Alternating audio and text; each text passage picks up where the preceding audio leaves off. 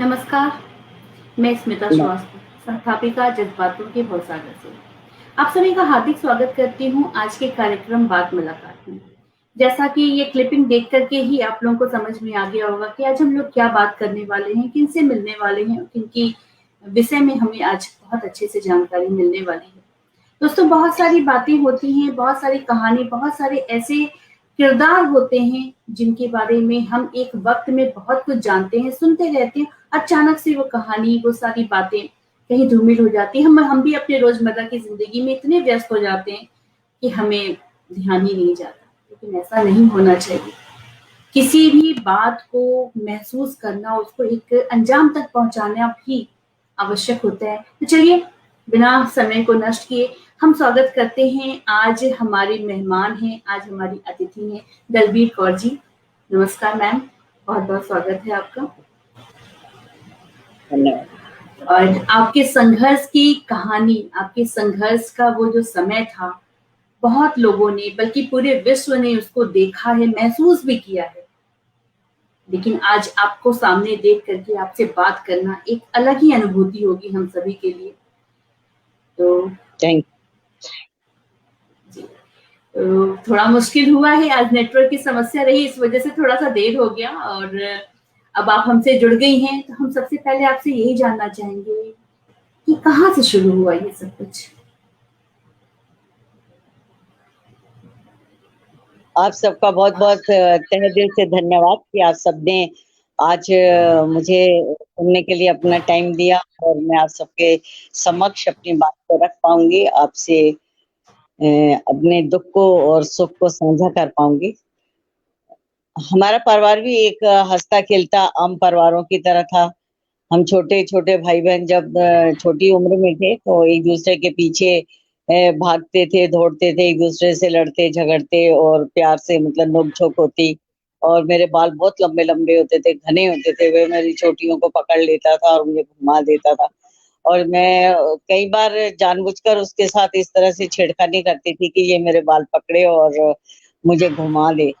तो फिर हम दोनों कई बार मतलब आपस में रूठ भी जाते थे और कभी वो मुझे मना लेता, कभी मैं मना लेती। और हमें बिल्कुल लगता नहीं था कि कभी मतलब हमारी आपस में कोई नोक-झोंक हुई है। और राखी वाले दिन तो बहुत ज़्यादा मतलब मैं नखरे दिखाती थी उसको। वह बार-बार कहना कि मुझे राखी जल्दी से बाँध दो, मुझे भूख लगी है। तो मुझे होता था कि 1 साल के बाद ही तो इसे मतलब कटाना होता है। तो मैं जानबूझकर उसे लेट करती और वो मुझे कई बार लालच भी देता, देख कितने मैंने पैसे रखे हैं, देख मैंने गिफ्ट रखे हैं और जल्दी कर ले, देख ले, तरस खा ले मेरे पे, मुझे भूख लग रही है।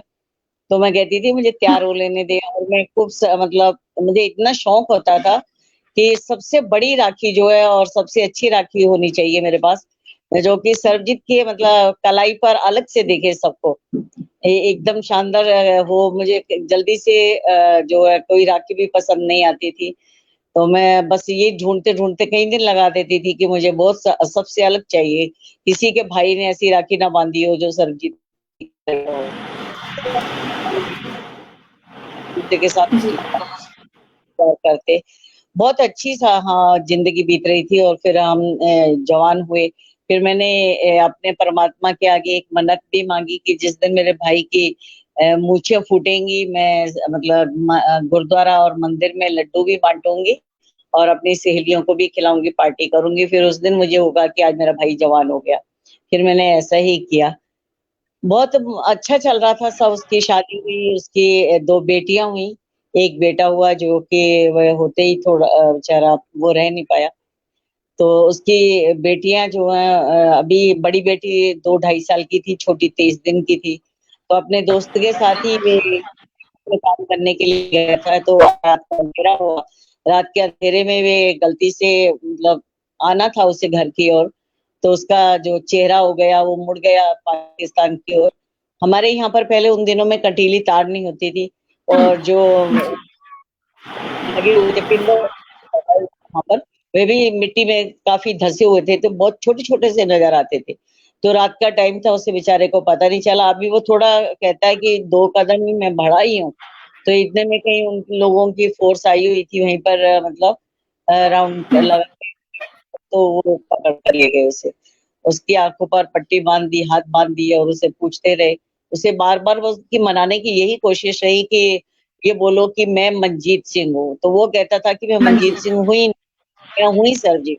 सबसे बड़ी बदकिस्मती ये रही कि सरजीत 28 अगस्त 1990 को पकड़ा जाता है, लेकिन उसके पकड़े जाने से 1 महीने पहले मनजीत सिंह नाम के किसी व्यक्ति पर एफआईआर दर्ज हुई थी। उसी केस को लेकर आगे आते रहे, करते रहे और 9 महीने हमें पता नहीं लगा। 9 महीने के बाद हमें लेटर आया तब पता चला कि सरजीत पाकिस्तान की जेल में है। तभी से मैंने भाग-दौड़ जो है वह शुरू की।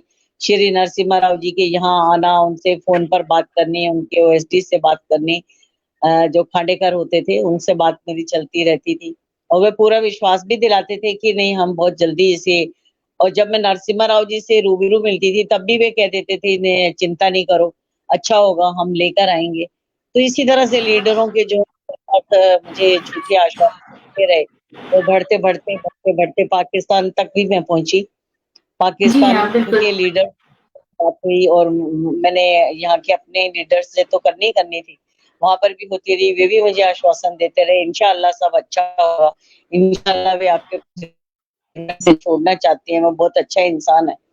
और उसकी वीज़ा देने के लिए वे मुझे इतना ज़्यादा खराब करते थे कि मैं बार-बार वीज़ा अप्लाई करती रही, बार-बार वे कहते रहे कि नहीं आप नहीं आ सकते, नहीं आ सकते। करते-करते मेरे इसने 18 साल निकाल दिए। 18 साल फिर के बाद मुझे 2008 में जाकर मुझे अपने परिवार सहित वीज़ा तब फिर मिलने मैं का मौका मिला। राहुल गांधी जी जबकि उन्होंने दी थी मुशर्रफ ने कि इसे 1 अप्रैल को 2008 में मतलब सज़ा दी जाएगी। देख लीजिए कि उसे सबसे बड़ी अफ़सोस की बात है कि 1 माह पहले किसी के नाम पर एफआईआर दर्ज करके किसी आदमी बिल्कुल। दूसरे को पकड़कर फर्जी केस चलाना, फर्जी फर्जी वकील होना, फर्जी अदालतें लगनी और लेकिन सज़ा जब सुनानी तो वो फर्जी ना होनी। ये सब कुछ इसी तरह से इतना सही अंधा बात कानून है था और हमारी आपकी कहानी सरकार को पता ही नहीं चला, हमारे देश की अच्छा। सरकार को पता ही नहीं चला कि पता नहीं। देख लीजिए ना कि पाकिस्तान के अंदर क्या हो रहा है, हमारे एक हिंदुस्तानी के साथ क्या बर्ताव हो रहा है और हर एक को मैं लिखती भी रही हूँ, बराबर लिखती रही हूँ, बराबर मिलती रही हूँ। कोई ऐसा मंत्री नहीं था, एक ब्लॉक प्रेज़िडेंट से लेकर प्रेज़िडेंट तक मिलना एक छोटी सी बात नहीं थी। हर 23 सालों में जितने भी मंत्री आए हैं, प्रधानमंत्री आए हैं और जितने भी विदेश मंत्री आए हैं, हमारे रक्षा मंत्री आए हैं, हमारे राष्ट्रपति आए हैं, मैं सभी से मिली हूँ, है ना? लेकिन किसी ने भी इस बात को गंभीरता से नहीं लिया कि एक व्यक्ति की जान की कीमत है, उसके मतलब मौत और ज़िंदगी का सवाल है। उसकी 2 छोटियाँ मासूम बच्चियाँ हैं, उनसे मिलाएँ, उसको छुड़ा कर लाएँ, हमारा हिंदुस्तानी है। ये सबसे बदकिस्मती है। बिल्कुल सही बात है मैम। 28 अगस्त 1990 का वो काला दिवस, काली रात ही कहेंगे आपके परिवार के लिए, कि जिसने एक हँसते-खेलते परिवार को इतने संघर्ष में पहुँचा दिया और उसके बाद कुछ भी नॉर्मल नहीं हुआ। संघर्ष की कहानी रही आपकी। लेकिन एक बात है कि जब वो पकड़े जाते हैं जिस समय, वो तो तुरंत की घटना है जैसा कि अभी आपने बताया। एक गवाह का ज़िक्र आता है कि जिसकी गवाही की वजह से सलीम शौकत ने ही गवाही दी थी और उसकी झूठी बयानबाज़ी की वजह से ये सारा केस इतना उलझता चला गया। तो आप क्या मिलना हुआ था आपका सलीम शौकत से कभी? सलीम शौकत जब मैं पाकिस्तान गई थी तब तो वो बोल रहा था कि नहीं उसे छोड़ देना चाहिए। मैं तो वीडियो ये में तो भी वो बोल रहा है कि मैंने तो हाँ, उसे देखा भी नहीं था, मुझे पता भी नहीं था और सरजीत मुझे देख रहा था, चुप था और वो मुझे कुरान की कसम खाने के लिए कह रहा था लेकिन मैंने कसम नहीं खाई। मतलब वो बता रहा है सीधा कि मैंने पुलिस फ़ोर्स और सरकारी वकील के कहने पर झूठी गवाही दी कहने पर। और झूठी हाँ, गवाही पर ही ये हो गया।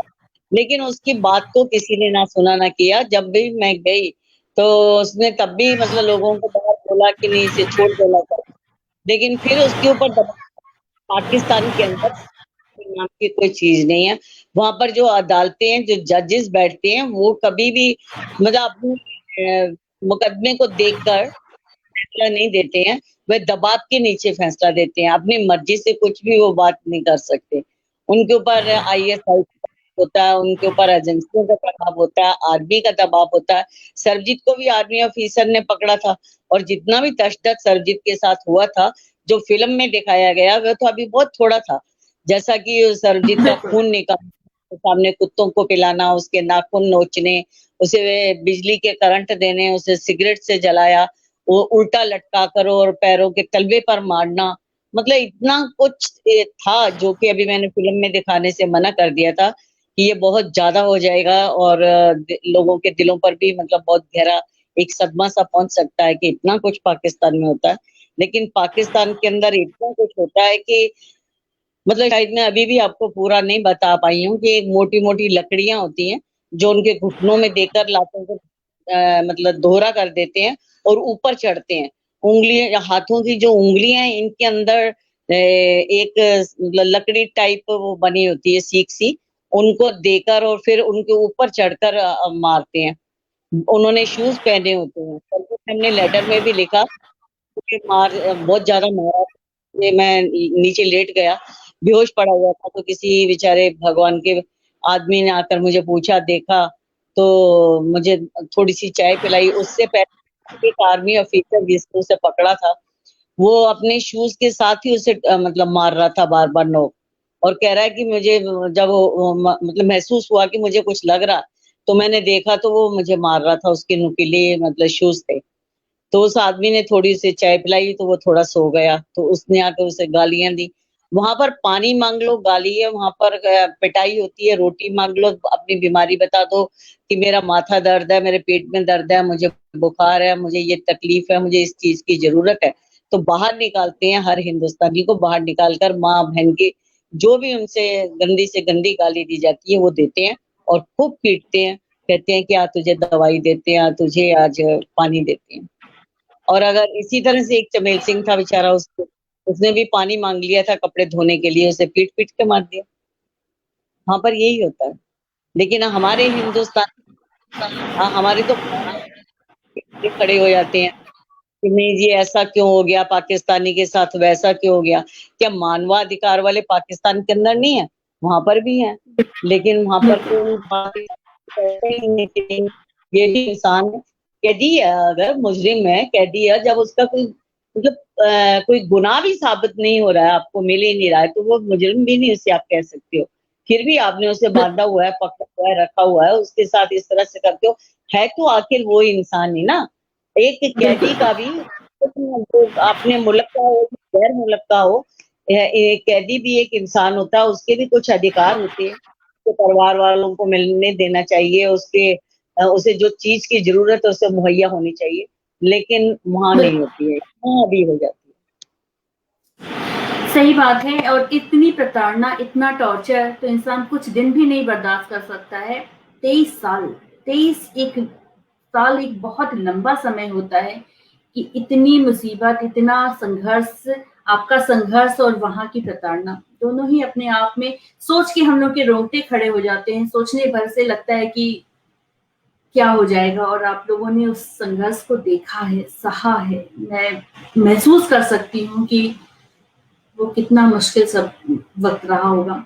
मैम, ये 23 साल में जब इतने सालों के बाद आपका पाकिस्तान जाना हुआ, सबसे पहले तो मैं ये जानना चाहूंगी कि पहला पत्र आपको कब मिला? और मेरे ख्याल में तभी आपको पहली बार पता भी चला कि सरबजीत हैं और यहाँ हैं, पाकिस्तान के जेल में हैं वो।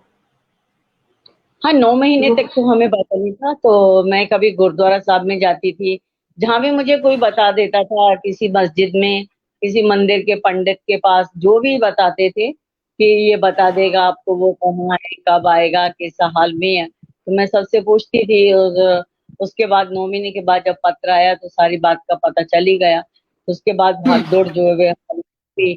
फिर उन्होंने 91 में उसे एकदम जल्दी से एक हफ्ते के अंदर-अंदर सज़ा भी सुना दी, सज़ाए मौत सुना दी थी। फिर तो हमें बहुत ज़्यादा भाग-दौड़ हो गई। फिर मैंने इधर-उधर सबसे मिलना शुरू किया, भागना शुरू किया। किसी को फ़ोन किया, किसी को पत्र लिखा, किसी को रूबरू जाकर मिली। इस तरह से करते-करते और मुझे कई बार महीनों भी बैठना पड़ता था गुरुद्वारा साहब में, वेट करनी पड़ती थी, मंत्रियों की बुला लेते थे, लेकिन कई बार मिलते ही नहीं थे और टाइम दे देते थे कि आप आ सकते हो, है ना? तो उसके हम तो भौचक्के रह गए थे कि ये हुआ क्या? इस तरह से मतलब कैसे हो गया कि कैसे चला गया, कैसे हो गया? फिर इस तरह कर आकर सरकारों तक पहुँचना और यही था कि नहीं मुझको इन लोगों को बताना है, मिलना है, उनके बिना कोई ला नहीं सकता, मैं तो ला नहीं सकती हूँ, मेरी तो कोई सुनेगा भी नहीं। और बात जब मिल तो इसी तरह से जब सरजीत ने पत्रों में लिखना शुरू किया कि मुझे इस तरह से मारते हैं, इस तरह पे मतलब मेरे साथ होता है, तो बहुत मुश्किल हुआ जब हम 2008 में मैंने वीज़ा अप्लाई किया था, तो मैंने हम बार-बार उन्होंने मना किया, फिर बाद में उन्होंने हमें बुला लिया। तो हम जैसे ही गए पाकिस्तान, उन्होंने हमें जानबूझकर होम मिनिस्टर के ऑफिस में बैठा दिया। तो वहाँ पर शाम के जब मैं कहूँ कि हमें भेजो, हमें मिलना, भेजो हमें मिलना, तो उन्होंने कहा कि अभी वहाँ पर मुलाकातें हो रही हैं, हमारे लोगों के पेरेंट्स आए हुए हैं, तो आप अभी नहीं जा सकते हो, आपकी सुरक्षा व्यवस्था को देखते हुए हम भेज नहीं सकते हैं। तो इस तरह से करते-करते 5 बजा दिए, 5 बजे के फिर मुझे कहने लगे आप कल आ जाना। मैंने सोचा आज तो मिला है टाइम, कल पता नहीं मिलाने दें। फिर सिर्फ 48 मिनट होम सेक्रेटरी ने जब बोला कि चलिए आप जेल चलिए।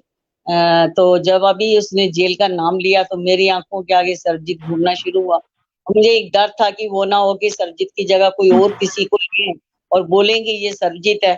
तो मैं उसका शरीर का हाव-भाव सब याद कर रही थी कि उसके पैरों के अंगूठे, हाथ याद कर रही थी, उसका फेस याद कर रही थी।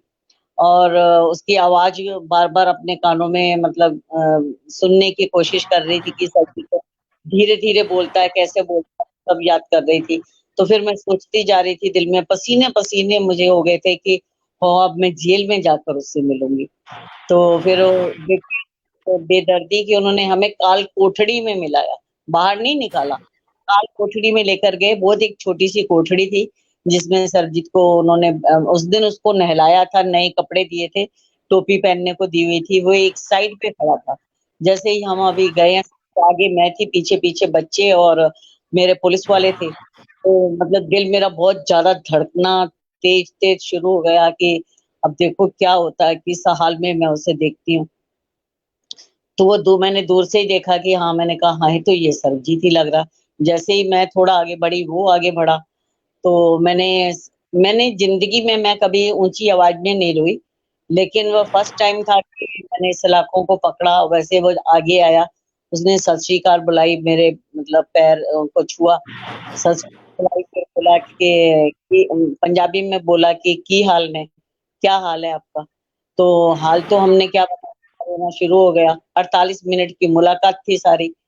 तो मैं बस उसे मैं कह पाई थी कि सरबजीत, बहुत अच्छा होता कि जो खबरें मैं आज सुन रही हूँ तेरे बारे में, वो सुनने से पहले मैं मर गई क्यों होती, मैं मर क्यों नहीं गई। आज तुझे यहाँ देखने की जगह मैं अंधी हो गई होती, लेकिन तुझे मैं यहाँ ना इस हाल में देखती।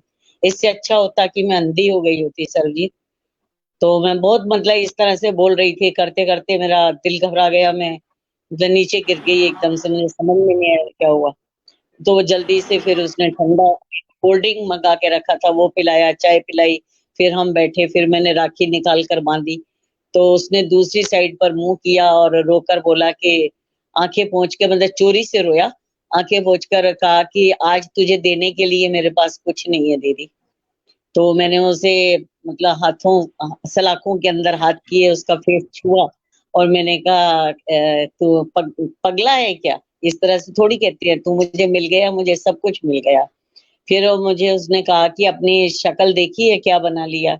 मैंने कहा अरे यार, शक्ल को क्या हुआ, जब तू आएगा मैंने फिर जवान हो जाना। तो फिर हंस के कहता हाँ, अब ये दोबारा जवान होगी। मैंने कहा हाँ, देख लियो, मैं जवान हो जाऊंगी।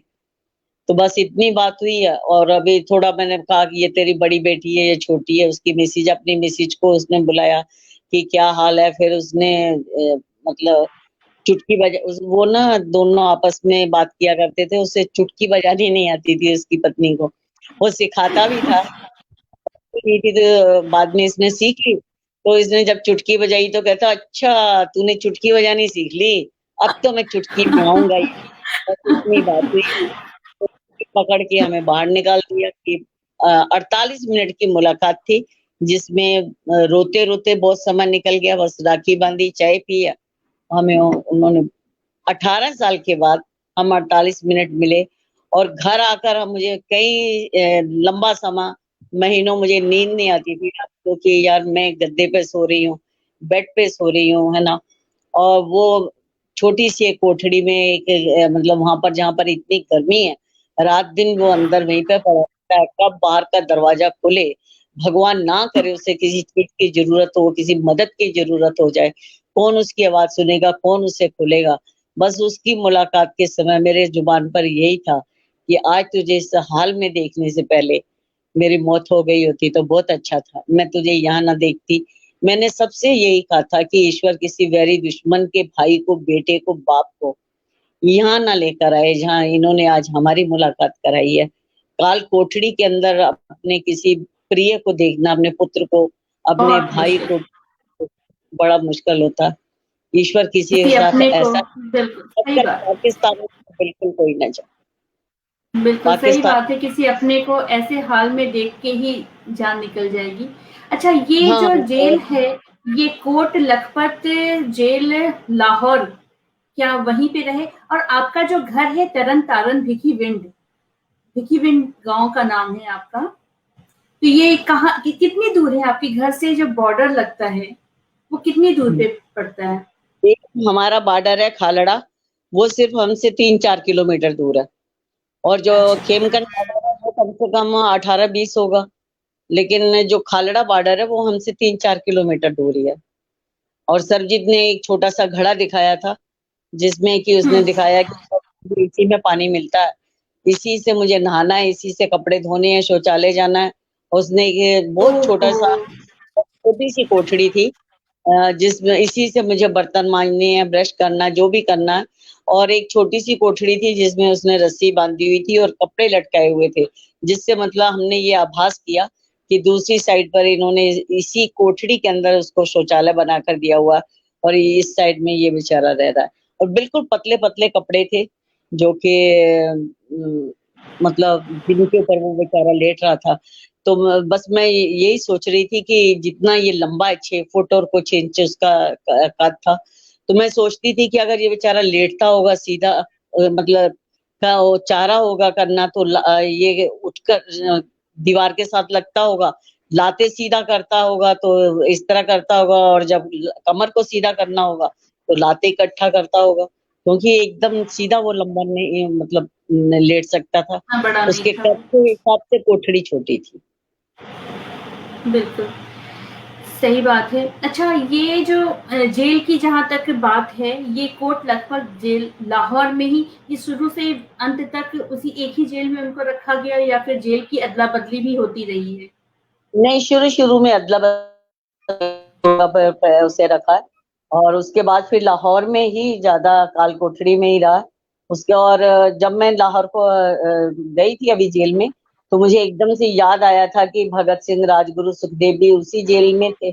उनको उनको वहाँ पर सज़ा दी गई थी। तो मैंने पहले सोचा था लाहौर की कि जेल में। हाँ, हाँ, बिल्कुल। सही। बिल्कुल, तो मैंने सोचा था इस चौखट को, मतलब मेरा, मैं उसे चूमूँ कि मेरे अपने भारत के यहाँ पर 3 वीर और भी रहते रहे हैं। तो फिर मैंने एकदम दिमाग में आई कि अगर मैंने इस तरह से किया, तो ये तो मेरा गलत मतलब निकाल लेंगे, हो सकता है सोचे हम तो बड़े मतलब नेक दिल इंसान और बड़े पता नहीं कौन है ना, पूजनीय है कि हमारी तो जेल की चौखट को भी इसने चूम लिया, कर लिया। और वजह मेरी यही थी कि 3 मेरे पहले थे यहाँ पर, चौथा आज मेरा ये बैठा और पता नहीं कितने बैठे होंगे। और वही बात हुई, वहाँ पर देख रही थी मैं उनकी जेल की यूनिफ़ॉर्म में बहुत सारी औरतें थी, बेचारी इस तरह से कर रही थी, खुजला रही थी, यूँ-यूँ कर रही थी। वो मतलब उनको पता ही नहीं था कि हम कहाँ से आई हैं, कौन है, मतलब दिमागी तौर पर हुँ। बिल्कुल परेशान थी। और आदमी भी वहाँ पर बहुत परेशान हुए हुए थे। और वहाँ पर आम चर्चा भी यही थी कि भगत सिंह की बहन मिलने आई थी, और आज उतने सालों के बाद आज सरबजीत की बहन मिलने पाकिस्तान आई है। भगत सिंह कोई अगर जेल के अंदर मिला था, तो भगत सिंह की बहन मिली थी, उसके बाद सरबजीत की बहन मिली। और मैंने बहुत लोगों को बोला कि आओ चलते हैं, इकट्ठे लड़ाई लड़ते हैं, चलकर मिलते हैं, तुम भी अपनों को मिलकर आओ। पर लोग इतने, मैं अब उनको क्या बोलूँ, वो कह देते हैं कि अरे पैसा भी लगाएँगे, खर्च भी करेंगे, घर भी छोड़ेंगे, बच्चे छोड़ेंगे, पता नहीं वो आएँगे, नहीं आएँगे, कोई छोड़ेगा, नहीं छोड़ेगा, पैसा भी गँवा लेंगे। बस लोगों को पैसे से ज़्यादा प्यार रहा। लेकिन मुझे ऐसा नहीं था, मुझे ये था कि एक ज़िद थी, एक जुनून था कि सबसे पहले तो तेरी मुझे गलत पहचान जो है वो बदलनी है, तुझे असली बदल दें। पहचान दिला, तो तुझे मुझे रिहा करा के घर लाना है। मैं बस यही कहती थी हर समय ईश्वर से कि ईश्वर मुझे इतनी ज़िंदगी बस दे देना कि मैं उसे छुड़ा के ले आऊँ। बॉर्डर से आते हुए मैं अपने मतलब वतन की धरती पर कदम रखते हुए तो देख लूँ, फिर बेशक मेरे दम भी निकल जाए, मुझे कोई परवाह ना होगी। मुझे ये सुकून होगा कि मेरे अपने बाबुल का जो घर है वे दोबारा से आज आबाद हो गया, बच्चों को बाप मिल गया, पत्नी को पति मिल गया। मेरे तो सही बाकी बात है। दिवाली, लोहड़ी, होली जो हमारे पहले खुशियाँ होती थी, अब तो हमारे दिल में वो बात रही नहीं जो कि पहले होता था। मार सफाई कर लो, ज़ाहिर-सी बात। ये वो कर लो, जैसे शौक से गायब ही हो गए। बहुत कुछ होता है। सही बात है। मुझे बहुत एहसास हुआ, संघर्ष। जी, मैंने ये संघर्ष तो हाँ जी, जी, मैं कह रही हूँ बोलिए। संघर्ष तो वाक़ई ऐसा है कि जिसकी जितनी बार भी ज़िक्र करें तो रोंगटे खड़े हो जाएँ। एक बात और मैं आपसे जानना चाहूँगी कि जिस समय आपका ये संघर्ष चल रहा था और पाकिस्तान आपका जाना हुआ था, तो निश्चित रूप से वहाँ के विदेश मंत्री तत्कालीन जो थे, वो अंसार बर्नी जी थे, उनसे मिलना हुआ था। और उनके ऊपर आपने कुछ आरोप भी लगाया था, वो क्या चीज़ था? क्या था सौदेबाज़ी? कुछ ऐसी बात हुई थी क्या? नहीं, बन्नी जी जब एक हमारे हिंदुस्तानी को छुड़ा कर लाई थी, तो मैं भी बॉर्डर पर गई थी, और मैंने आवाज़, वो चले गए थे वो, तो मैंने उनको आवाज़ लगाई थी, भाईजान मेरी भी सुनकर जाना। फिर वो लौट कर आए बॉर्डर पर, मैंने उनसे बात की, फिर उन्होंने वादा किया मैं तुम्हारे घर आऊँगा। फिर वो आए थे, हमारे घर आए थे, और मैं हुँ। उनको बराबर मिलती हूँ हर जगह, जब भी जहाँ भी बुलाया उन्होंने। लेकिन उन्होंने होटल के अंदर बैठकर खुद, हमारे 2 3-4 लोग थे, हमारे महाराज जी भी साथ थे, त्रिलोचन दास, उन्होंने 25 करोड़ की माँग रखी थी, तो मैंने कहा था मुझे खुले में अपील कर लेने दो। मैं अपील करूँगी कि आप 25 करोड़ कहते हो, हर हिंदुस्तानी 1 रुपया भी दे, तो हम तो 120 करोड़ मतलब 150 करोड़ आपको इकट्ठा करके दे दें। इससे भी ना जाने कितने दे दें, हिंदुस्तानी बहुत विशाल दिल के हैं, वे सरजीत के लिए सब कुछ कर सकते हैं, कुछ भी कर सकते हैं, बिल आपको बहुत बिल्कुल, सारे मिल, बिल्कुल। तो उन्होंने हुँ। कहा नहीं करना। मैंने जावेद अख्तर जी से बात की थी, मैंने पूनिया जी से बात की थी, डॉक्टर गोरखा जी से बात की थी, मैंने चैनलों के कई मालिकों से बात की थी, रिपोर्टर से कईयों से बात की थी। ये शर्मा जी से मैंने परनीत कौर जी को बताया था, बहुत लोगों को बताया था मुझे, लेकिन लोगों ने कहा कि अगर वो खुले में अपील नहीं करने दे रहे हैं तो इसका मतलब तुम्हारे साथ धोखा होगा, इस चक्कर में पड़ो नहीं।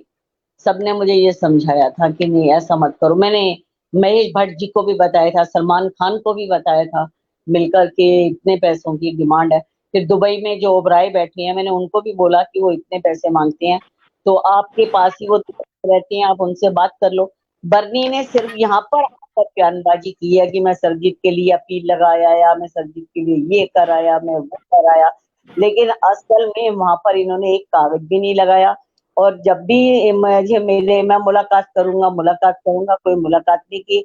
और हम भी जब गए थे करती थी तो इन्होंने मेरा नंबर ही मतलब देखकर बात भी मेरे साथ की, अपना स्विच ऑफ कर लिया। फिर मैंने दूसरे नंबर से कॉल की, तो इन्होंने जब उसे पिक किया तो मैंने इनसे कहा, तो मुझे मिलने का वादा किया लेकिन आए नहीं।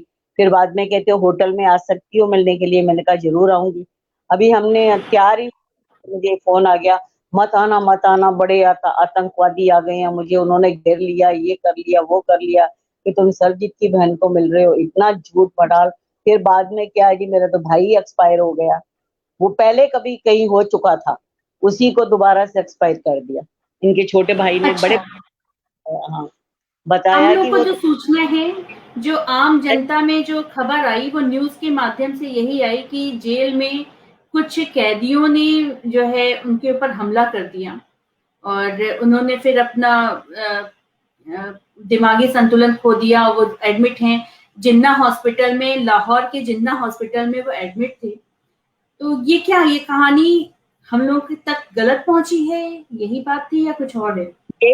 यही हुआ था, क्योंकि हमारे सरकारों से ये गलती हो गई, इन्होंने अफजल को मार दिया, इन्होंने कसाब को मार दिया। तो बिल्कुल। उन्होंने कसाब का नाम तो वो लेते नहीं थे, अफजल का नाम लेकर सबको वे धमकियां देते थे कि हमको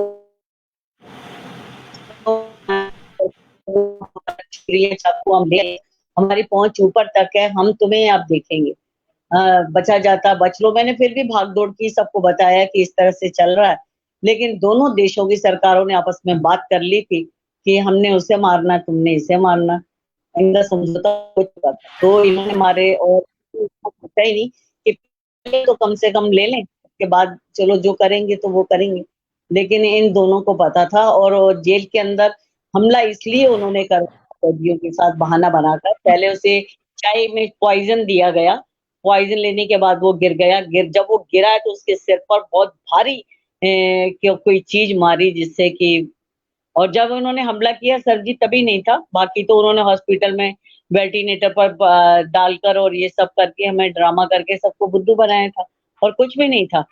और हमला उन्होंने इसलिए करवाया था कि सारी दुनिया को पता लग चुका था कि एक बेकसूर इंसान को पाकिस्तान में पकड़ा हुआ है, और उसके ऊपर फर्जी मुकदमा, फर्जी गवाह, फर्जी सब कुछ चल रहा।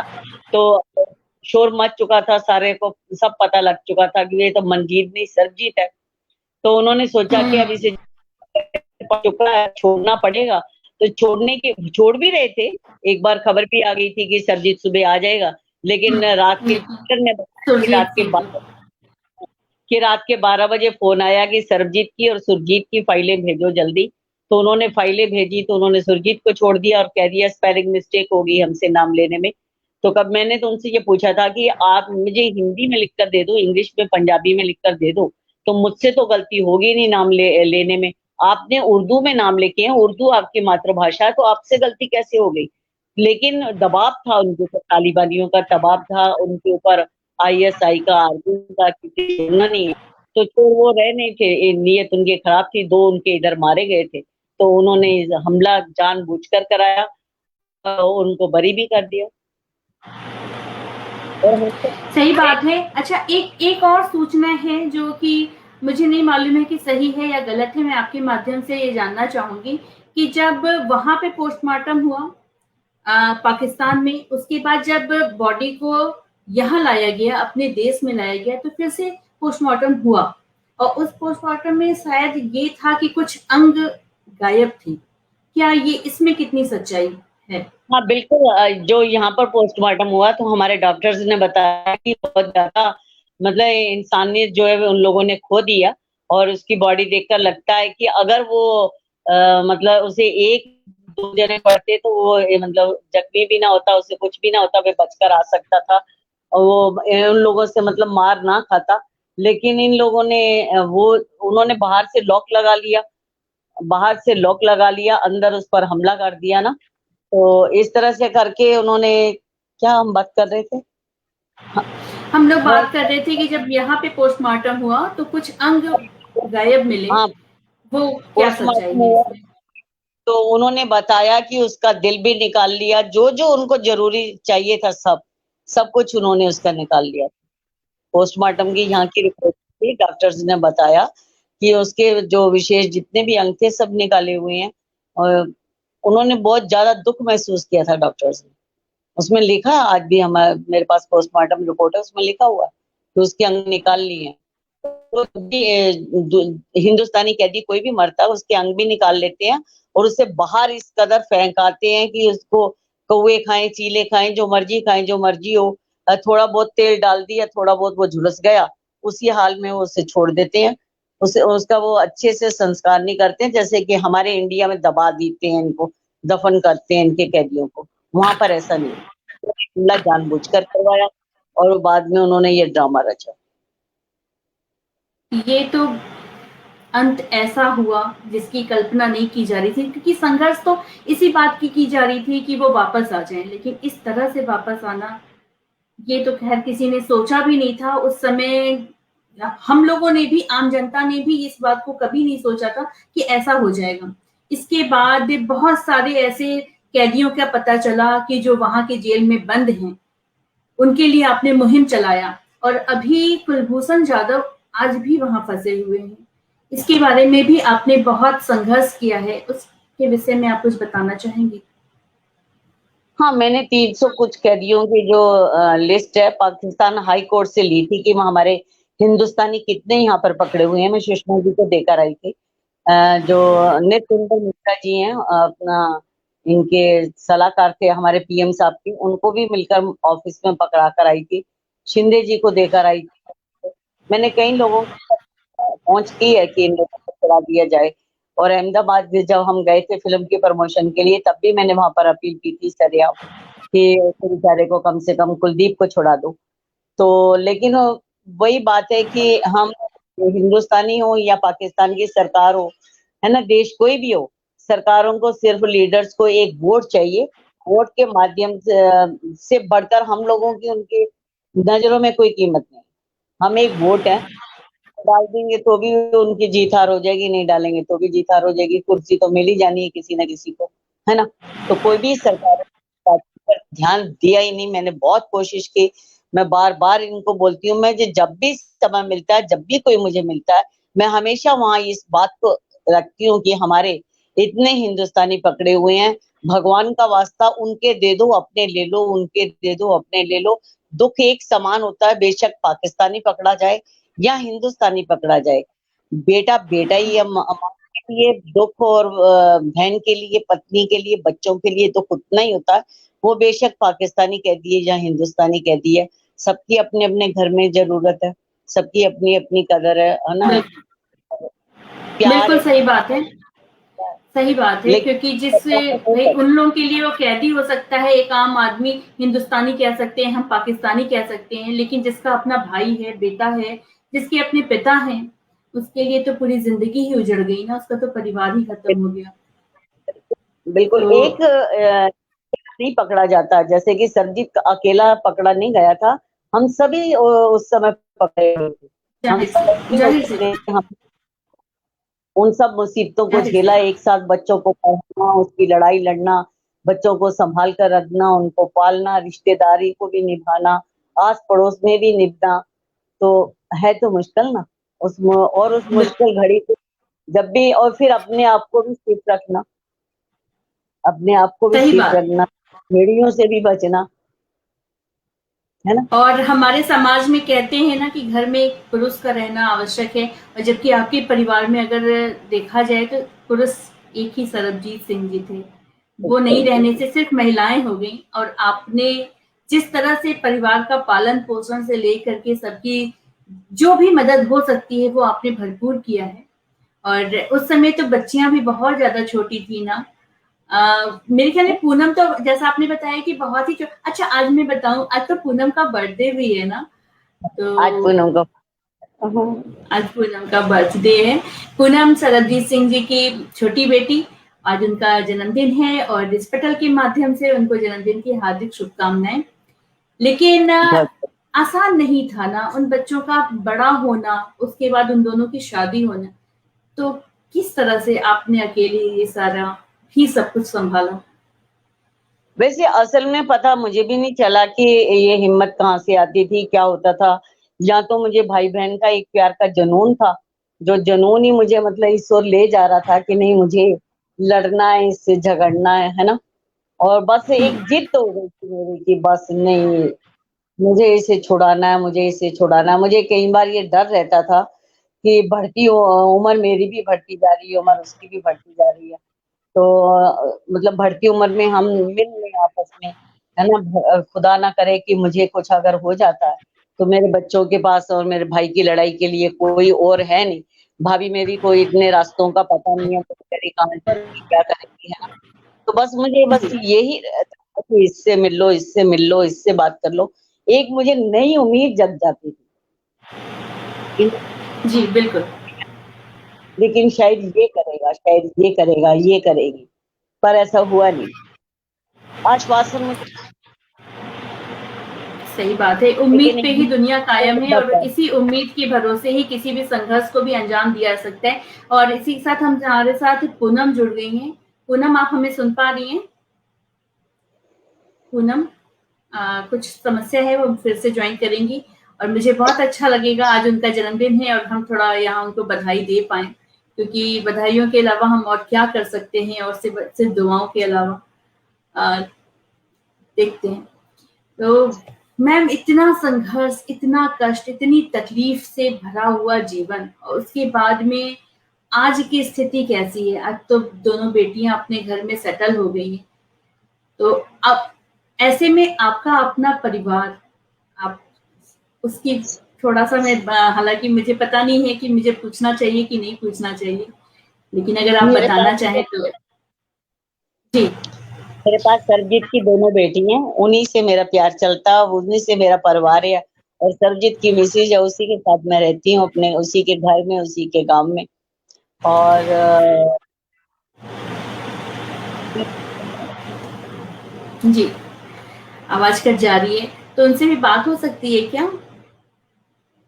आज थोड़ी सी समस्या रही है नेटवर्क की, मुझे मालूम है कि आप थोड़ा बाहर आकर के आपको करना पड़ा, जिसकी वजह से हमें लेट भी हो गया। सरबजीत की मिसेज से बात इसलिए नहीं हो सकेगी क्योंकि मैं हाँ। पड़ोस में आई हूँ, वो घर है। जी हाँ, बिल्कुल। और मेरी इच्छा है कि हम लोग फिर कभी ऐसे मिलेंगे और बातें भी करेंगे, और उनसे भी मिलेंगे। जरूर। फिल्म के विषय में बताना चाहेंगी आप कि ये जो फिल्म का चर्चा कहाँ से आया, किस तरह से ये मन में विचार आया, आपके आया या किसी ने आपको अप्रोच किया कि हम लोग इस विषय पे फिल्म बनाएं? किसने आपको नहीं, अप्रोच किया? मैं जब सरबजीत अभी पकड़ा हुआ था तभी मैंने मतलब सोचा था कि फिल्म बनाकर सारी दुनिया के अंदर एक संदेश जाए, उनको पता चले कि किस तरह से वहां पर अत्याचार हो रहा है। तो मुझे हमदर्दी मिले, और पाकिस्तान तक मतलब प्रेशर जो है मैं बनाना चाहती थी हर तरह से। भूख हड़ताल भी मैंने रखी थी, 26 दिन मैंने भूख हड़ताल रखी थी। फिर मैंने 2 बार अपनी तरफ से कोशिश भी की थी, मतलब जो भी मुझे मिला खाने को खाया मैं, कि मैं आत्महत्या कर लूंगी तो शायद सरकारों धरेंगी, सरबजीत को ले आएंगी, मेरा कोई नहीं, लेकिन सरबजीत तो आ ही जाएगा ना। तो इस तरह से मैं, तो मेरा तो उन दिनों में था कि प्रेशर मतलब सरकार के ऊपर बने इसी तरीके से कि मतलब हर तरफ से आवाज उठे कि नहीं, सरबजीत आना चाहिए, सरबजीत आना चाहिए, सरबजीत को छुड़ाना चाहिए। तो इसलिए फिर वो बिल्कुल। तब तो वो फ़िल्म बन नहीं पाई। तो उसके बाद फिर जब ये लोग ऐसा हुआ तो फिर मुझे बहुत सारों ने मतलब संपर्क किया, तो फिर उमंग ने फ़िल्म बनाई। मैं तभी जी। हाँ, उसके कि बाद से आपका ये जो संबंध गहराता चला गया कि रणदीप हुड्डा को आप अपने भाई की तरह मानती हैं, तो ये संबंध आज भी कायम है या क्या है, इस विषय में बताएंगे आप? रणदीप जब फिल्म बनने के बाद विदेश गया था, तो जैसे ही इसने बॉम्बे लैंड किया, तो सबसे पहले इसने राखी का दिन था, मैं घर में मतलब बड़ी भरी पड़ी मतलब लेटी हुई थी, तो रणदीप का फोन आया तो मैंने पिक किया, तो कहने बात हुई, तो मैं मतलब बड़ी मतलब बात कर रही थी उदास सी होकर, तो बाद में उसने मुझे कह दिया कि मैंने राखी की वजह से आज आपको फोन किया। फिर तो मैं फूट फूट कर मतलब रो पड़ी। फिर उसके बाद उसने कहा कि मुझे हर वर्ष आपकी राखी आनी चाहिए। उसके बाद फिर इस बार भी मैंने भेज दिया। तो एक राइटर है बेरी राजेश बेरी, उनको और एक रणदीप को। फिर वो पहले मेरी राखी बांधता है, फिर वीडियो कॉलिंग करके मुझे दिखाता है कि ये मैंने राखी बांध ली है। फिर अपनी बहन की राखी बांधता है। तो उसने मुझे अपनी बहन जैसा ही प्यार दिया। और सच में मैंने जब रणदीप को सरबजीत का रोल करते हुए देखा था, उसे जेल का जब रोल था, उस तरह की कलर की यूनिफॉर्म पहनकर वह बैठा था, तो पहली मुलाकात थी हमारी, मैंने रणदीप ने आपस में। रणदीप थोड़ा सा मुझे कोशिश की कि साइड में बोलूं, तो एक शब्द बोल पाऊं, लेकिन मैं बोल नहीं पाई थी। मुझे बिल्कुल यही लग रहा था कि सरजीत ही बैठा है, सरजीत ही नजर आ रहा था, और मेरा दिल बहुत दुखी हुआ था। फिर उसके बाद उसके साथ एक तरफ से मेरा इस तरह से प्यार हो गया कि मुझे सच में ही रणदीप में सरजीत दिखाई देने लगा। मैं अब भी जब बात करती हूँ तो मुझे ऐसे ही लगता है कि मैं सरजीत से ही बात कर रही हूँ। सही बात है, भावनाएं तो खैर क्या कहूँ। अच्छा, ये जो 2 मई 2013 जो अंतिम दिन था, उसके बाद पंजाब में 3 दिन का शोक रखा गया। बहुत सारे, निश्चित रूप से वहां के बहुत सारे मंत्री संतरी, जितने भी बड़े आका हो सकते हैं, वो सब आए होंगे आपसे मिलने के लिए। उस समय मन में क्या आ रहा था? गुस्सा आ रहा था? क्या मतलब भावनाएं क्या थी? मेरे पास ही एक लीडर बैठे थे, तो वे उन्होंने बात की थी। अ, वे जलंधर से थे, संतोष सिंह चौधरी के बेटे थे, विक्रमजीत सिंह चौधरी। तो उन्होंने मेरे साथ बात की, मुझे बात तो ध्यान भूल गई, लेकिन मैंने कहा कि मुझे अभी भी याद है, मैंने यही कहा था कि बहुत देर कर दी आपने आते आते, बहुत देर कर दी आपने आते आते, समझते समझते आपने बहुत देर कर दिया। तो उन्होंने फिर फील किया कि हाँ, हम लोगों से गलती हुई है। मैंने कहा कि आपको बहुत मौके भी मिले थे सरकार को पाकिस्तान के साथ बात करने के लिए, सरजीत को आप छुड़ा सकते थे, बात कर सकते थे, पर आप लोगों ने बात की नहीं। क्योंकि मुझे विदेश मंत्रालय में से एक बहुत अच्छे नेक ऑफिसर थे, उन्होंने वो बता दिया करते थे जब भी मैं मिलती थी कि नहीं, सच में मैम हम मौका गवा चुके हैं, हमारे पास मौका था, हम बात कर सकते थे। लेकिन जब थोड़ा समय के लिए वो कृष्णा जी बने थे विदेश मंत्री, उनको इन्होंने बाद में हटा भी दिया था। शायद कृष्णा जी करके उनका नाम था, चश्मा लगाए हुए थे, वो पाकिस्तान वो गए थे। उन्होंने पाकिस्तान में जाकर बात की थी। थोड़े बुजुर्ग थे वो। मुझे भी नाम उनको कंफ्यूजन हो उन्होंने रहा बात है, हालांकि नोट किया, नहीं किया जी। हाँ, मुझे भी तो नाम थोड़ा उन्होंने सा, बात मैं कंफ्यूज हो रही हूँ जी। तो तो उन्होंने उन्होंने बात बात की। की थी जाके? तो मुझे उन्होंने फिर पाकिस्तान को फोन भी किया था, बताया था कि आज मैंने बात की है सरजीत की, तो मैं जल्दी इसे छुड़ा लूंगा, लेकिन वो बेचारों को विदेश मंत्रालय उनसे छीन लिया गया। तो फिर वो बात, तो वो बात करने एस एम वाले। कृष्णा, एस एम कृष्णा जी थे उस समय विदेश मंत्री? नहीं, बस समझे। एस एम कृष्णा जी, जी जी जी। देखिए, हमारे दर्शकों में से रुपेश कुमार श्रीवास्तव जी ने ये बताया कि एस एम कृष्णा जी थे, और बस मुझे भी समझे। नाम कंफ्यूजन हो रहा था जी। अ, ठीक है, उस समय राहुल गांधी भी आए थे आपसे मिलने, और तो क्या उन्होंने कुछ नहीं किया? सरकार तो भी उन्हीं लोगों की थी, सोनिया गांधी के पास भी आपने भी पत्र लिखा था, और मेरे जहां तक जानकारी है सरबजीत सिंह जी ने भी उनको पत्र लिखा था, और बहुत सारे पत्र उन्होंने वहां से भेजे थे।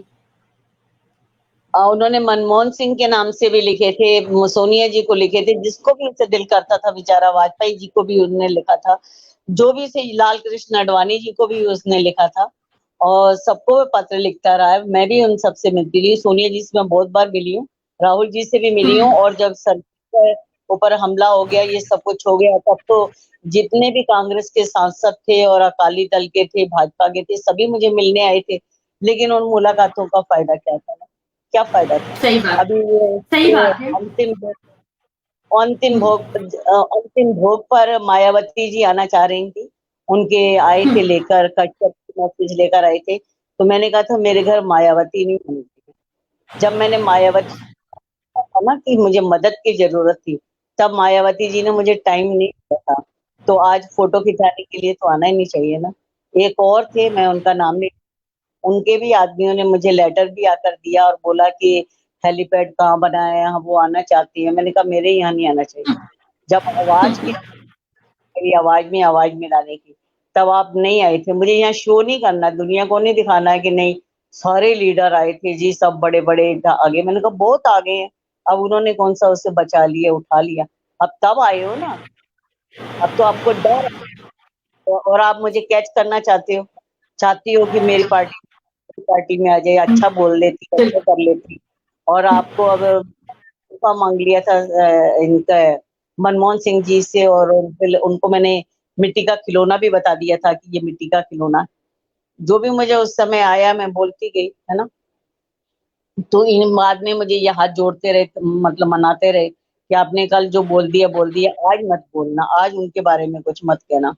तो फिर मैंने भी चलो कहा कि चलो इतना ही बहुत है, फिर भी हमारे प्रधानमंत्री हैं। लेकिन पंजाब के थे, मैंने झोली करके कहा था इनको सर्किट हाउस अमृतसर में, झोली फैलाकर कहा था कि वीर जी अपने छोटे भाई को बचा लीजिए, आपका भाई है।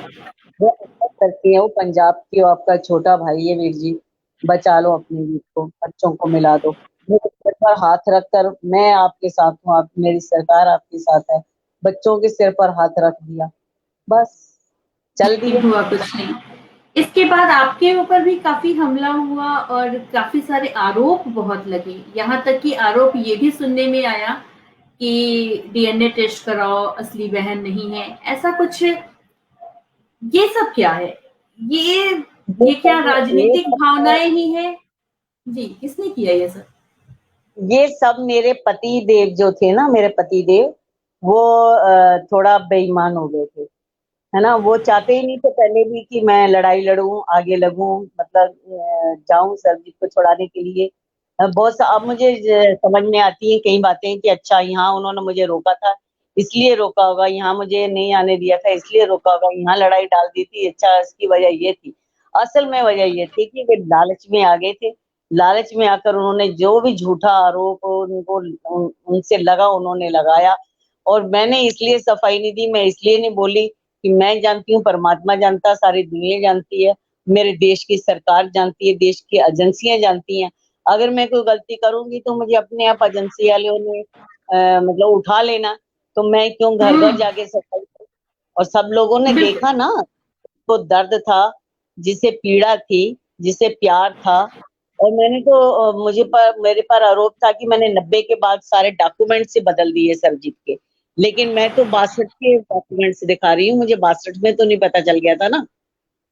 मुझे 62 में तो नहीं पता चल गया था, क्योंकि बचपन में छोटी थी मैं कि सरजीत बड़ा होगा, पकड़ा जाएगा और ये सब कुछ बनेगा, तो मैं डॉक्यूमेंट्स अभी से बना के रख लूँ। हुँ, तो ये मैं इसलिए इस वाद विवाद में नहीं पड़ती हूँ कि सबने, सारी दुनिया ने देखा कि कौन लड़ता रहा, कौन यहाँ तक कि तालिबानियों ने, जब समा था और लड़ने का, झगड़ने का, डरने का, मरने का वक़्त था, खर्च करने का वक़्त था, धक्के खाने का वक़्त था, तब मुझे तालिबानियों ने भी धमकी दी थी कि अब दलबीर कौर को भी मारना है। तो मैंने तो इस तरह से उनके सामने खड़े होकर बोला था कि तालिबानियों को मैसेज दे देना कि जगह बता दें और टाइम बता दें, मैं आऊँगी। मुझे देखते हैं वो मरते हैं कि मैं मरती हूँ, और मैं हिंदुस्तान की बेटी हूँ, डरने वाली मैं हूँ। आपकी धमकियों से नहीं मैं डरूँगी।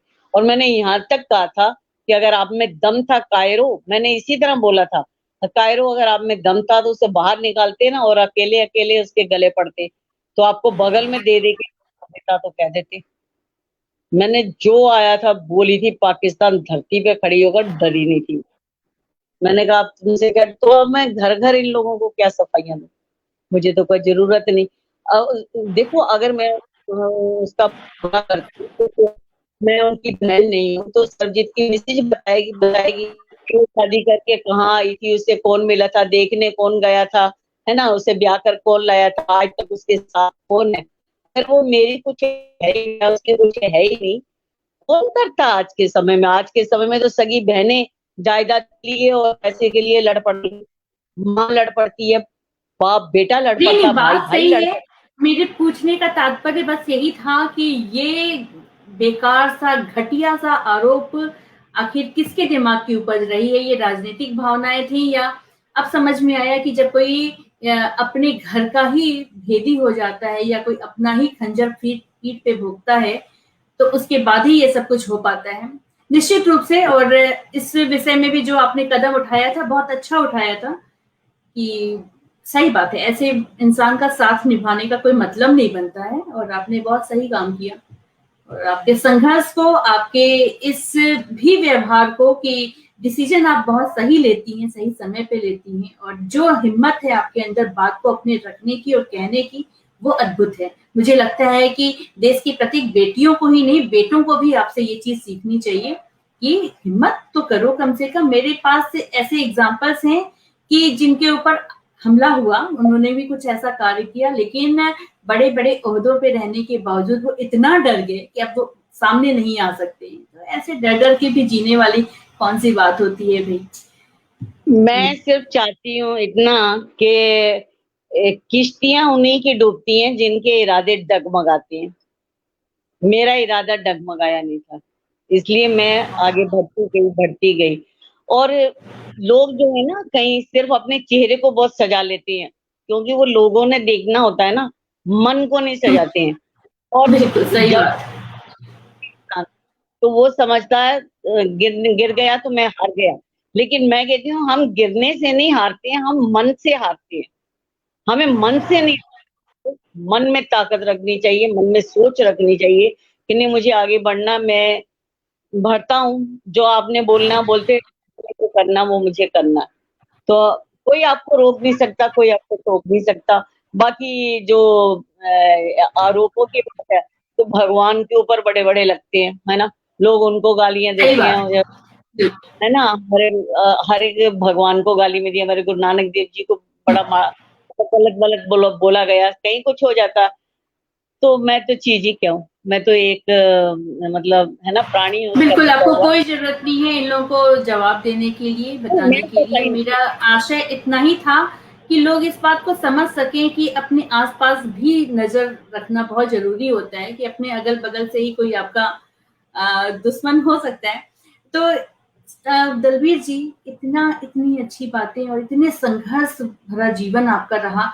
अंत में मैं आपसे बस यही जानना चाहूंगी कि आगे कोई सरबजीत ना हो, आगे कोई सरबजीत का परिवार इस कष्ट से, इस संघर्ष से, इस मुसीबत से ना गुजरे। क्या उसके बाद हमारे सरकार ने कोई कदम उठाया, कोई नियम, कोई कानून, या इस पे कोई विचार क्या है? कुछ बात नहीं, आगे बढ़े। मैंने सुषमा जी को बहुत सारे विचार बताए थे कि हमें जो जुडिशली बनाई, थोड़ा आवाज कट रहा है आपकी। जी, दलबीर जी, आप हाँ मुझे हाँ, सुन पा रही तो हैं? जी। हाँ मैं सुन रही हूँ।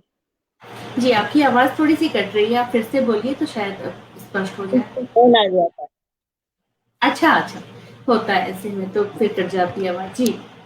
तो हम अपन बात कर रहे थे कि आगे का क्या? जो, हाँ जी, मैं यही जानना चाह रही थी कि आगे कोई और सरबजीत ना हो, और किसी दलबीर को ये संघर्ष ना करना पड़े, ना देखना पड़े, उसके लिए आगे की क्या मुहिम है? आगे बदलाव की कहाँ मुहिम है? यही है कि मैं जाती हूँ सरकारों को बताती हूँ। अच्छी हो गया, लगता बैटरी गई, मैं क्या ही हूँ, ओह, चार्जर पे। मुझे लग रहा है कि अब नेटवर्क का और फोन का, क्योंकि आज उनकी तरफ नेटवर्क ट्रांसफार्मर हो चुका है। है। हाँ मैं हाँ, सरकारों आपने बताया। जी। देकर आई हूँ ना, लिस्ट देकर आई हूँ, नाम बताकर आई हूँ, सारा करके आई हूँ। पाकिस्तान में मैं बात करती हूँ, पाकिस्तान वाले चाहते हैं मैं मेरे साथ चलकर मतलब हमदर्दी जताना और मेरे साथ चलना, और लेकिन हमारी हिंदुस्तानी सरकार भी तो मदद करे ना, वे बात को उठाएं, आगे बढ़ाएं। दोनों सरकारें जब तक आपस में लेन देन, कैदियों का तबादला नहीं करते हैं, लेन देन नहीं करते हैं, तब तक घर आबाद नहीं होंगे। बैठाने से फायदा क्या? 25-25, 30-30 साल से हमारे यहाँ पर पाकिस्तानी बैठे हैं, हमारे वहां पर बैठे हुए हैं, तो घर ही तो बर्बाद है ना। कितने घर लोग तड़प रहे हैं, कितने बर्बाद हुए हैं, कितने बेचारे इधर उधर तलाश में ढूंढ रहे हैं। कई लोग इतने मर चुके हैं वहां पर, मैंने फौजियों के बारे में भी बताया आकर। तो लेकिन इन लोगों के काम पर दूर सर के फिर है ना, जो यहाँ पर की अस्थियां डालकर कलशों में छोटे छोटे मिट्टी के बर्तन है उनमें रखी हुई हैं। मैंने कहा कम से कम वो ही ले लो, उनकी जो भटकन है उनके परिवारों की वो खत्म हो जाए। लेकिन मैं समझती हूँ कि अगर हम सब लोग आपस में मिलकर एक आवाज बनकर मतलब बुलंद आवाज उठा ले और सोचें कि नहीं, सरकारों को हिलाना है तो हम सब लोग हिला सकते हैं।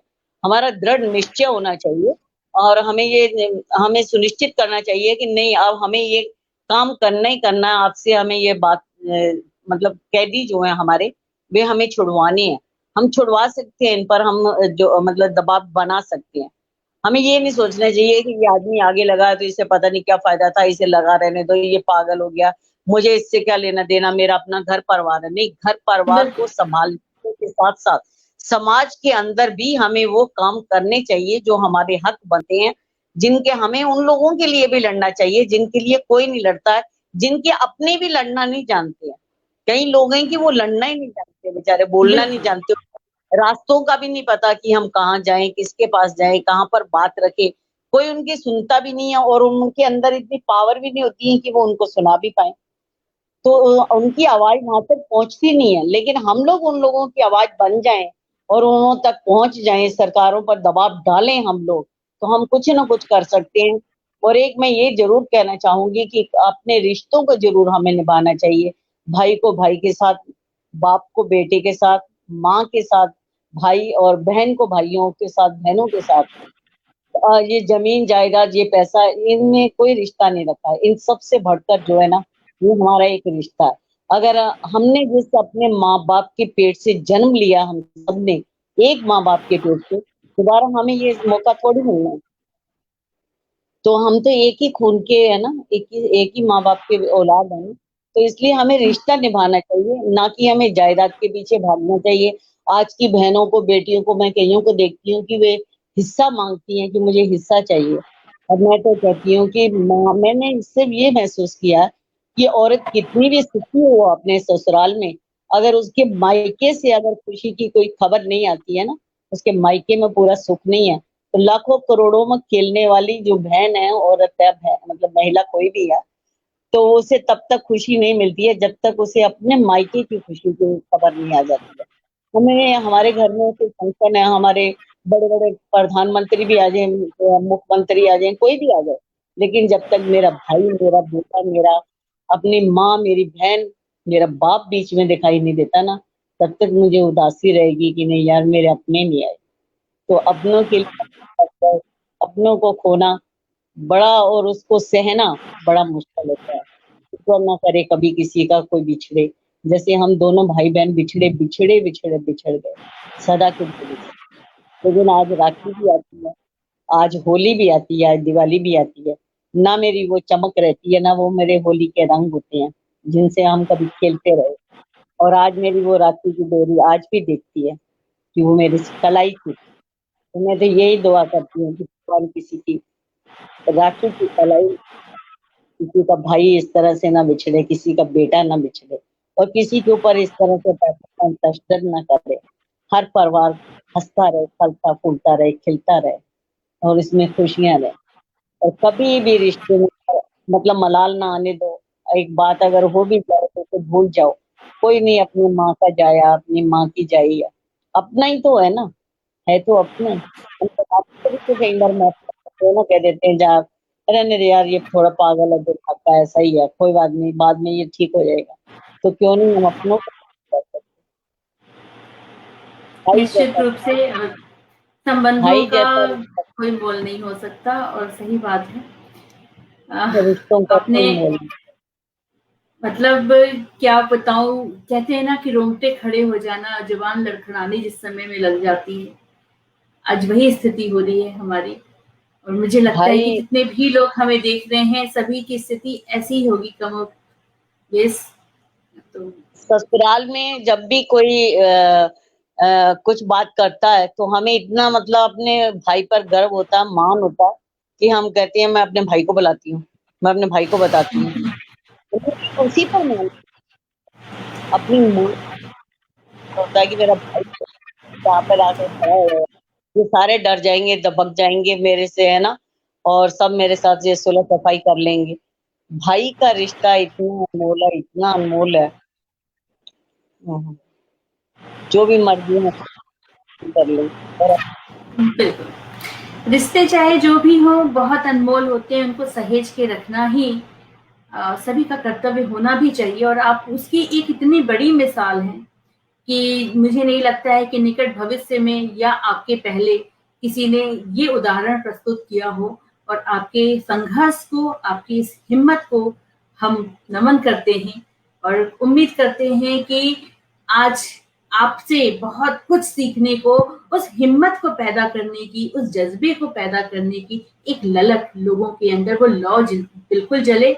क्योंकि डरने वाले तो हमने बहुत तमाम देखे हैं, लेकिन हिम्मत करने वाले लोग बहुत कम मिलते हैं।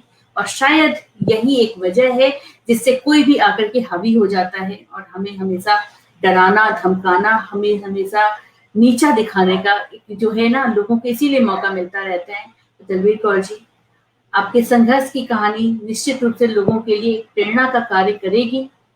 और बहुत बहुत धन्यवाद है, बहुत बहुत शुक्रिया है आपको दिल से। बस जो है, जो हो गया, अब वो किसी और के साथ ना हो, बस यही उम्मीद करते हैं। और आगे सरकार बदलेंगी, एक जाएगी दूसरी आएगी, लेकिन वो संवेदनशीलता जिसकी वजह से हम उन्हें चुनते हैं, जिस तरह से एक पिता का, एक घर के मुखिया का कर्तव्य होता है कि अपने परिवार के सभी सदस्यों का बराबर से ख्याल रखे, सबके सुख दुख का ध्यान रखे, ऐसे ही हमारे सरकार की भी कर्तव्य है। वो हमारे इस देश के, हमारे प्रत्येक के वो मुखिया हैं, उनको इतना संवेदनशील होना ही चाहिए। और इन्हीं हम भावनाओं चुनाव के गलत साथ करते हैं। हम क्या चुनाव विधानसभा करें ये नहीं नहीं, देखिए अब ये प्रश्न जो है ना, चुनाव हम किसी को भी चुन लें, हम, मेरा एक्सपीरियंस तो ये कहता है कि हम किसी को भी चुन लें, हम बहुत लाख अच्छा अच्छा चुन लें, लेकिन अंत में जो हमें मिलता है ना वो एक बराबर ही मिलता है, उसमें कोई अंतर नहीं होता है। तो वो जो उम्मीद है ना वो धीरे धीरे खत्म हो रही है लोगों के अंदर, वो मायूसी पैदा हो रही है। क्योंकि जो वर्तमान का भी समय जा रहा है, बड़ी उम्मीदों से हमने ये दिन सोचा था, लेकिन ये जो दिन हम देख रहे हैं ये तो नहीं सोचा था ना, ये नहीं सोचा था हमने। जो हम झेल रहे हैं, जो हम देख रहे हैं, ये ठीक नहीं है। इसको जो करने वाले हैं उनको सोचना होगा, उन्हें संवेदनशील होना होगा, उस जगह पे रख करके खुद को महसूस करना होगा कि तकलीफ क्या होती है, दर्द क्या होता है, रिश्तों की अहमियत क्या होती है। तो बस आज आपके माध्यम से अगर एक भी शीर्ष पे बैठा हुआ व्यक्ति ये सोचने लायक हो सकता है, तो मुझे लगता है कि बहुत जरूरी है इस बात को उठाना। तलवीर जी, अब मन भी भर गया है एकदम और जवान लड़खड़ा रही है। मुझे लग रहा है बहुत सारे लोग हमसे जुड़े रहे। एक बार मैं सबका नाम आप तक पहुंचा देती हूँ। जो भी लोग हमारे साथ रहे, सभी की संवेदनाएं, मुझे लग रहा है सबकी आंखें नम होगी इस समय। रुपेश कुमार श्रीवास्तव जी, अस्मित बिन्नी जी, प्रियंका सिंह जी, प्रमोद श्रीवास्तव जी हैं। प्रियंका सिंह जी कहती है संघर्ष की प्रतिमूर्ति हैं आप, बहुत बहुत अभिनंदन। और रुपेश कुमार श्रीवास्तव जी ने कहा है कि भाई बहन के पर्व के मास में भाई बहन के इस अनुकरणीय प्रेम की कहानी व संघर्ष की पात्रों को इस पटल पर लाने के लिए पटल को साधुवाद। संगीता चौबे पंखुड़ी जी हैं, अनुपमा सहाय जी हैं, पम्मी नारंग जी, कीर्तन त्रिपाठी जी और एकता उपाध्याय जी हैं। साथ में है प्रियंका सिंह जी, अंजू शर्मा जी हैं, रोशनी भारद्वाज जी हैं, विभूति त्यागी जी हैं, मांडवी वर्मा जी हैं, वैभव त्यागी जी हमसे जुड़े रहे और बहुत सारे लोग हैं। सत्यकाम सहाय जी हैं, कहते हैं कि आपके साहस और हौसले को नतमस्तक होते हुए बारंबार प्रणाम। आपने अपने हिम्मत के बल पर अकेले जिन परिस्थितियों का सामना किया और भारत के हर नागरिक को हिम्मत नहीं हारने का जो संदेश दिया है, उसके लिए शायद हम जैसे सामान्य लोगों के पास शब्द नहीं है। निश्चित रूप से अर्तिका श्रीवास्तव जी हैं, नीरज सिंह जी हैं, रुपेश कुमार श्रीवास्तव जी हैं, प्रमोद श्रीवास्तव जी हैं, राजकुमार सेवक जी हमसे जुड़े रहे और बहुत सारे, और मनु बदायूनी जी जुड़े हुए हैं हमसे। और मैं चाहूंगी मनु बदायूनी जी और हरी राठौर जी जुड़े हैं। मनु बदायूनी जी बहुत अच्छे शायर हैं। और किसी ने एक कमेंट किया था जो कि मैं यहाँ मुझसे छूट गया है, उन्होंने कहा है कि उन्होंने सरबजीत जी के ऊपर बहुत अच्छी सी कोई कविता लिखी हुई है। मैं चाहूंगी कि कृपया आप उसको कमेंट में जरूर रखिएगा। मैं दलवीर कौर जी तक उसको पहुंचाऊंगी, क्योंकि उनका हक बनता है। उनके भाई पे अगर किसी ने अपने शब्द खर्च किए हैं, अपना समय दिया है, तो उनका हक बनता है कि उन तक वो बात पहुंचे। और बहुत सारे लोग जुड़े रहे। मनु बदायूनी जी भी बहुत अच्छे शायर हैं। मैं चाहूंगी कि आप भी कुछ लिखिए इनके लिए। दलवीर जी, बहुत अच्छा लगा आज आपके साथ बात करके। और बात करके इसलिए भी अच्छा लगा क्योंकि जो होना था वो हो गया, और ये सोच करके हम निश्चिंत होकर के नहीं बैठ सकते हैं। आज भी जरूरत है कि उस बात को उठाया जाए। उस बात, आज भी वो कहानी, वो वक्त, वो परिवार, कुछ और भी परिवार हैं जो इस कष्ट से झेल रहे हैं, आगे भी उसको वो सहेंगे, वो उनको ना सहना पड़े, इसलिए भी आवश्यक था कि आपसे बात की जाए। बहुत बहुत शुक्रिया, बहुत बहुत धन्यवाद आपका। अंत में आप कुछ कहना चाहते हैं? मुझे टाइम दिया और आप सबके समक्ष मैंने अपनी बात को रखा, और बहुत खुशी हुई कि आपने एक कविता के वो सच्ची सुच्ची श्रद्धांजलि दी है। उसे जरूर पढ़ना चाहूंगी, सुनना चाहूंगी। और आप सबका बहुत बहुत शुक्रिया। बस मैं इतना ही कहना चाहूंगी कि कभी डरना नहीं चाहिए, हिम्मत हारनी नहीं चाहिए। मेरे पापा कहा करते थे कि ए दिल तुझे कसम है हिम्मत ना हारना, दिन जैसे भी आए हंस के। तो बस हमें क्या बात। डरना नहीं है, झुकना नहीं है, मन से हारना नहीं है। मन से हार जाए कोई बात नहीं, मन से ना हारे। अगर हम गिर भी जाते हैं, बच्चा बार बार गिरता है फिर उठता है, चलता है। बस वही हमारी बात है। गिराने वाले बहुत हैं, हमारे जलने वाले बहुत हैं, हमें पीछे धकेलने वाले बहुत हैं, लेकिन हमें आगे ही बढ़ना है। हमें बस यही सोचना है, तुम अपना काम करो, हमें अपना काम करना है।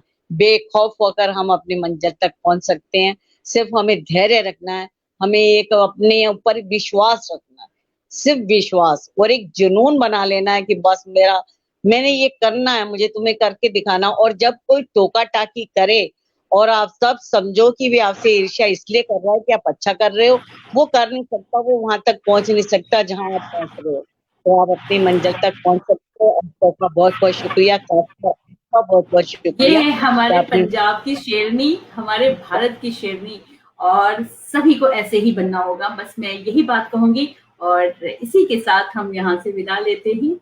बहुत बहुत शुक्रिया, बहुत बहुत धन्यवाद सभी दर्शकों का, बहुत बहुत धन्यवाद। लेकिन अंत में बिल्कुल मैं आपसे, अभी तक मैंने नहीं कहा है, और मैं आमतौर पे इस बात को कहती भी नहीं हूँ और कहना भी नहीं चाहती हूँ, लेकिन इस कार्यक्रम को, इस प्रोग्राम को आप अधिक से अधिक शेयर करिए। जहां जहां आप शेयर कर सकते हैं निश्चित रूप से करिए, क्योंकि ये आवाज पहुंचानी है और बहुत जरूरी भी है। तो बस आप भी लगिए, हम भी लगते हैं, और कुछ ना कुछ बदलाव लाने का एक प्रयास करते हैं। नमस्कार, जय हिंद, जय भारत, जय भारत, शुभ रात्रि। शुभ रात्रि।